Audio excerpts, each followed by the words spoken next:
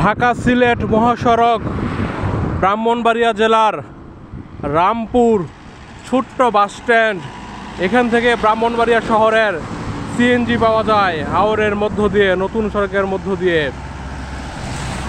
এই সিএনজিগুলো ব্রাহ্মণবাড়িয়া শহরে যায়। এখান থেকে ব্রাহ্মণবাড়িয়া শহরের জনপ্রতি ভাড়া 70 টাকা করে।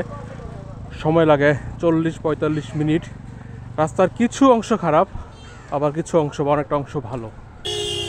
সিলেট হাইওয়ে N2 সম্ভবত। দিগন্ত বিশাল, বিস্তৃত উন্মুক্ত প্রান্তর। বর্ষাকালে সেটি হাওর হয়ে যাবে।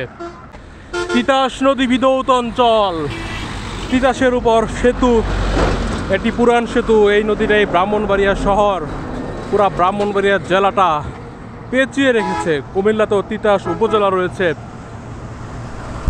এটা মূলত তিতাসের একটি শাখা। স্থানীয় একজন বয়স্ক বলল নদীর নাম মধু গঙ্গা। এই বাঁকটা খুবই বিপজ্জনক। এখানে একটি বাঁক রয়েছে, দুর্ঘটনাপ্রবণ এলাকা।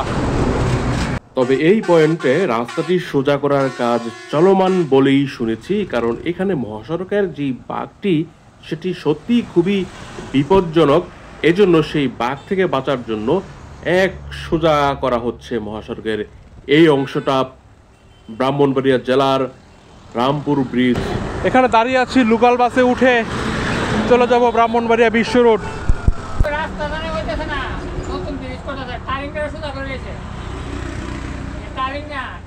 সোজা করে লেছে ওই দিক দিয়ে করতেছে না। ওই স্কুল আছে না, প্রাইমারি স্কুল না, হ্যাঁ ওই যে প্রাইমারি স্কুল না, এটা বড় হয়ে গেছে। এটা তো বিজয়নগরের শেষ সীমা মনে হয় নাকি? বিজয়নগরের প্রথম, এখান থেকে শুরু। আর ওই এই পাশে কি শাহবাজপুর টাউন বলে কেন? টাউন বলে কেন এটাকে? শাহবাজপুর টাউন বাজারটা একটু বড়। জায়গার নাম তো শাহবাজপুর টাউন, কারণ কি এটা? শাহবাজপুর টাউন না, শাহবাজপুর। এই ব্রিজের ওই পারে কোন থানা? এই ব্রিজেরই বলে সরাইল থানা। সরাইল, ও আচ্ছা আচ্ছা। এই ব্রিজেরই বলে সরাইল থানা, এটা হলো বিজয়নগর। যাত্রী ছাউনিতে বসে কথা বলতে বলতেই লোকাল বাসটি চলে এসেছে। হলুদ রঙের বাস, ব্রাহ্মণবাড়িয়া জেলার আন্তঃজেলা বাস। আমার কাছে খুবই ভালো লাগে। মাত্র 20 টাকা ভাড়াতে এখান থেকে ব্রাহ্মণবাড়িয়া বিশ্ব রুট চলে যাব। এটি ব্রাহ্মণবাড়িয়া শহর থেকে মাধবপুর যায়।